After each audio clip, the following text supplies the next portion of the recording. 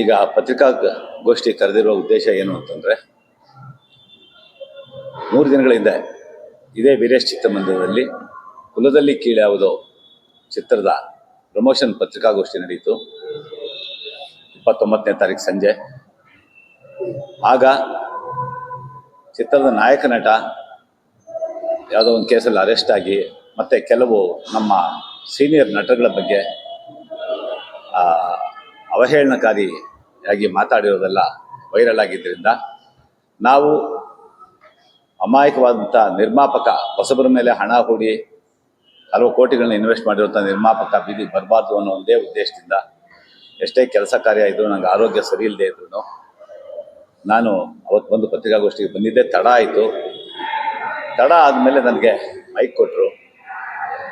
ಆಗ ಯಾರೋ ಒಬ್ಬರು ರಿಪೋರ್ಟರ್ ಕೇಳಿದ್ರು, ಚಿತ್ರತಂಡದಿಂದ ಈ ಥರ ಒಂದು ಘಟನೆ ನಡೆದಿದೆ ಅಂತ. ನಾನು ಅವಾಗ ಪ್ರಶ್ನೆ ವಾಪಸ್ ತಗೊಳ್ಳಿ, ಚಿತ್ರತಂಡದಿಂದ ನಡೆದಿಲ್ಲ, ಇದು ಒಬ್ಬರು ಕಲಾವಿದ ಮಾಡ್ಕೊಂಡಿರೋಂಥ ಎಡವಟ್ಟು ಅಂತ ಹೇಳಿ ಒಂದು ಗಾದೆ ಮಾತನ್ನು ಬಳಸಿದ್ದೀನಿ. ಮತ್ತೆ ಅದನ್ನು ಇಲ್ಲಿ ರಿಪೀಟ್ ಮಾಡೋ ಉದ್ದೇಶ ಇಲ್ಲ ನನಗೆ. ಅದು ರಾತ್ರಿ ಸುಮಾರು 11-11:30 ಅದು ಟೆಲಿಕಾಸ್ಟ್ ಆಗಿದೆ ಪವರ್ ಟಿವಿನಲ್ಲಿ. ಅದು ನನ್ನ ಅರಿವಿಗೆ ಬಂತು. ಆಗ ನನ್ನ ಫೋನ್ ಆಫ್ ಆಗಿತ್ತು. ನಾವು ಇನ್ನೂ ಬರೀ ಪ್ರಮೋಷನಲ್ಲಿ ಇದ್ವಿ ಅವಾಗ. ಸೊ ಬೆಳಗಾಗಿ ಎದ್ದಿದ ತಕ್ಷಣ ಒಂದು ಸಂಘ ಸಂಸ್ಥೆಗಳಿಂದ ಆ ಸಮಾಜದ ಕೆಲವು ಲೀಡರ್ಗಳು ಫೋನ್ ಮಾಡಿದ್ರು. ನನ್ನ ಅರಿವು ಬಂತು, ಸರ್ ಈಗ ಇಮ್ಮಿಡಿಯೇಟ್ ವಿಡಿಯೋ ಮಾಡ್ತಾ ಇದ್ದೀನಿ, ನಾನು ಕ್ಷಮೆ ಕೇಳ್ತಾ ಇದ್ದೀನಿ ಅಂತ ಪ್ರತಿಯೊಬ್ಬರ ಹತ್ರ ಒಂದು 8-10 ಜನದ ಹತ್ರ ಕ್ಷಮೆ ಕೇಳಿ ಅವರ ನಂಬರ್ಗಳಿಗೆ ನಾನು ವಿಡಿಯೋ ಮಾಡಿ 29 ನಡೀತು. 30ನೇ ತಾರೀಕು ಬೆಳಗ್ಗೆ 9 ಗಂಟೆಗೆಲ್ಲ ವಿಡಿಯೋನಲ್ಲಿ ಚಿತ್ರಲೋಕ.com ಅಲ್ಲಿ ಬಂತು. ನನ್ನ ಫೇಸ್ಬುಕ್ ಪರ್ಸನಲ್ಲಾಗಿ ಹಾಕಿದೆ, ನನ್ನ ಪರ್ಸನಲ್ ವಿಡಿಯೋ ಯೂಟ್ಯೂಬ್ ಚಾನಲ್ಗೆ ಹಾಕಿದೆ, ಮತ್ತು ನಮ್ಮ ಸಿನಿಮಾಗೆ ಸಂಬಂಧಪಟ್ಟಂಥ ಎಲ್ಲ ಗ್ರೂಪ್ಗಳಿಗೂ ಆ ವಿಡಿಯೋನ ನಾನು ಬಾರಿ ಕ್ಷಮಾಪಣೆ ಕೇಳಿರುವಂಥ ವಿಡಿಯೋನ ಹಾಕಿದ್ದೀನಿ. ಆದರೂ ನನಗೆ ಮನಸ್ಸಿಗೆ ತುಂಬ ನೋವಾಗಿದೆ. ಯಾಕೆಂದರೆ ಸುಮಾರು 5 ದಶಕಗಳಿಂದ ನಾನು ರಂಗಭೂಮಿ, ಚಿತ್ರರಂಗ ಮತ್ತು ಕಲೆ ಈ ವಿಭಾಗದಲ್ಲಿ ಕೆಲಸ ಮಾಡ್ಕೊಂಡು ಬಂದಿದ್ದೀನಿ. ರಂಗಭೂಮಿಯಲ್ಲಿ ಹಲವಾರು ನಾಟಕಗಳು ಆ ಸಮಾಜದಿಂದ ಬಂದಂಥ ಪ್ರಮುಖರಾದ ಡಾಕ್ಟರ್ ಸಿದ್ಧಲಿಂಗಯ್ಯ, ದೇವನೂರು ಮಹಾದೇವ, ದೇವನೂರು ಶಿವಲಿಂಗು, ಇವರೆಲ್ಲರ ಒಡನಾಟ ನನಗಿದೆ.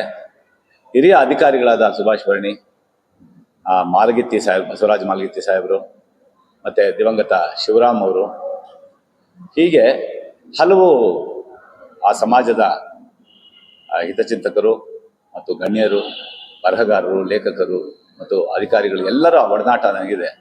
ಎಷ್ಟೋ ಜನಗಳ ಜೊತೆ ಒಂದೇ ತಟ್ಟೆನಲ್ಲಿ ಊಟ ಮಾಡಿದ್ದೀನಿ. ನನ್ನ ಮನಸ್ಸಿನಲ್ಲಿ ಯಾವುದೇ ಭೇದ ಭಾವ ಇಲ್ಲ.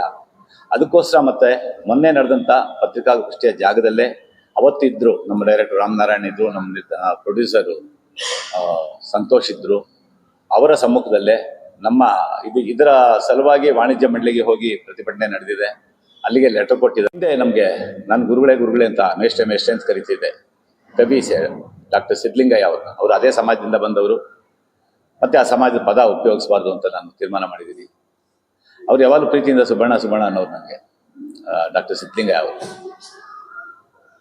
ಸುಬಣ್ಣ ತಪ್ಪು ಮಾಡಿದ್ರೆ ಸಣ್ಣವನಾಗೋದಿಲ್ಲ, ಮಾಡಿದ ತಪ್ಪನ್ನು ಕಿತ್ಕೊಳ್ದೇ ಇದ್ದರೆ ಸಣ್ಣವನಾಗ್ತಾನೆ ಅಂತ. ನನ್ನ ತಪ್ಪು ಅರಿವಿಗೆ ಬಂದು ನನಗೆ ಗೊತ್ತಿಲ್ಲದೆ ಮಾತಿನ ಬರದಲ್ಲಿ ನಿರ್ಮಾಪಕನ ಉಳಿಸ್ಕೋಬೇಕು ಅಂತ ಮಾತಾಡಿದ ಆವೇಶದಲ್ಲಿ ನಾನು ಒಂದು ಪದ ಬಳಸಿದ್ದಕ್ಕೆ ಆ ತಪ್ಪನ್ನು ಅರಿತುಕೊಂಡು ಆಗಲೇ ಮಾರನೇ ದಿನ ಬೆಳಗ್ಗೆ ನಾನು ಕ್ಷಮೆ ಆಲ್ರೆಡಿ ಕೇಳಿದ್ದೀನಿ. ಮತ್ತು ನಾನು ನಡೆಸಿದಂಥ ರಂಗಭೂಮಿಯ ಪಾತ್ರಗಳಿರ್ಬೋದು, ಸಿನಿಮಾದ ಪಾತ್ರಗಳಿರ್ಬೋದು, ಎಲ್ಲವೂ ಅದೇ ವರ್ಗಕ್ಕೆ ಹೆಚ್ಚಿನ ಪಾತ್ರಗಳು, ನನಗೆ ಹೆಸರು ತಂದು ಕೊಟ್ಟಂಥ ಪಾತ್ರಗಳು ಆ ಸಮಾಜದಿಂದ ಪ್ರತಿಬಿಂಬಿಸುವಂತಹ ಪಾತ್ರಗಳೇ.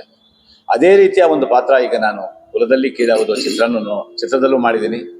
ಅದ್ಭುತವಾದ ಒಂದು ಪ್ರತಿಕ್ರಿಯೆ ಬಂದಿದೆ. ನಿಮ್ಮ ಮನಸ್ಸುಗಳಿಗೆ ನೋವಾಗಿದೆ. ಅದೇ ರೀತಿ ನನಗೂ ಆಘಾತ ಆಗಿದೆ. 3 ದಿನದಿಂದ ನಾನು ಸರಿಯಾಗಿ ನಿದ್ದೆ ಮಾಡಿಲ್ಲ.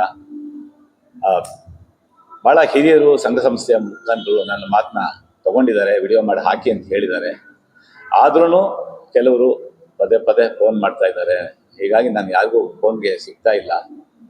ಆದರೂ ತಪ್ಪಿಸ್ಕೋಬೋದು, ನಾವು ಸಮಾಜದಲ್ಲಿ ಬದುಕಬೇಕು. ಅದಕ್ಕೋಸ್ಕರ ನಾನು ಪತ್ರಿಕಾಗೋಷ್ಠಿಗರು ನನ್ನ ತಪ್ಪನ್ನು ನಿಮ್ಮ ಸಮಾಜದ ಎದುರಿಗೆ ಒಪ್ಕೊಳ್ತಾ ಇದ್ದೀನಿ. ಯಾಕೆಂದರೆ ನನಗೆ ವಾಣಿಜ್ಯ ಮಂಡಳಿಯವರು ಪತ್ರ ಬರೆದಿದ್ದಾರೆ. ಸರಿ, ಅದೇ ಹೇಳಿದೆ. ನಮ್ಮ ಮಾಜಿ ಅಧ್ಯಕ್ಷರು ಕೆ ವಿ ಚಂದ್ರಶೇಖರ್ ಇದ್ದಾರೆ, ಚಿತ್ರಮಂದಿರದ ಮಾಲೀಕರು. ಮಾಡ್ತೀವೋ ಗೊತ್ತಿಲ್ಲದೆ ತಪ್ಪು ಮಾಡ್ತೀವೋ ತಪ್ಪೆ. ಮತ್ತೊಮ್ಮೆ ನೊಂದಿರುವ ಮನಸ್ಸುಗಳ ಪಾದಕ್ಕೆ ನಮಸ್ಕರಿಸುತ್ತಾ ಈ ಪ್ರಕರಣನ ಇಲ್ಲೇ ಬಿಟ್ಬಿಡಿ. ಯಾಕೆಂದ್ರೆ ನಾನು ನಿಮ್ಮ ಜೊತೆ ಬೆಳೆದವನು, ನಾನು ಹಿರಿಯ, ವಯಸ್ಸಾಗ್ತಾ ಇದೆ, ಮನಸ್ಸಿಗೆ ನೋವು ಮಾಡ್ತೀನಿ ಅಷ್ಟೇ. ನಾನು ಕೇಳ್ಕೊಳ್ಳೋ ಯಾವುದೇ ಉದ್ದೇಶ ಇಲ್ಲ ಮಾತಾಡೋದಕ್ಕೆ. 3 ದಿನದಿಂದ ನನಗೆ ಆಗಿರೋ ಹಿಂಸೆ ನನಗೆ ಗೊತ್ತು.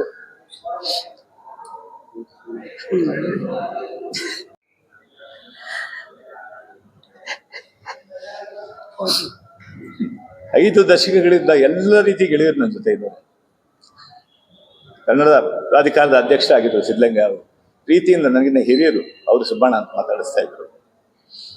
ಎಲ್ಲರ ಜೊತೆಗೂ ನಾನು ಬೆರೆತು ಜೊತೆಗೆ ಬಾಳ್ತಾ ಇದ್ದೀನಿ. ನಾನು ಯಾವುದೇ ಉದ್ದೇಶ ಇಲ್ಲ, ಒಂದು ಚಿತ್ರನ ನಿಲ್ಲಿಸ್ಕೋಬೇಕು, ಒಬ್ಬ ವ್ಯಕ್ತಿಯಿಂದ ಹಾಳಾಗಬಾರ್ದು ಅಂತ ನಾನು ಮಾತಿನ ಆವೇಶದಲ್ಲಿ ಏನೋ ಒಂದು ಗಾದೆ ಥರ ಬಳಸ್ಬಿಟ್ಟೆ. ದಯವಿಟ್ಟು ಮುಂದಿರೋ ಮನಸ್ಸಿಗೆ ಇನ್ನೊಂದು ನೋವು ಕೊಡಬೇಡಿ. ಕ್ಷಮಿಸಿ ಕ್ಷಮಿಸಿ ಕ್ಷಮಿಸಿ ಅಂದಿರೋ ಮಾತುಗಳು ಅಷ್ಟೇ.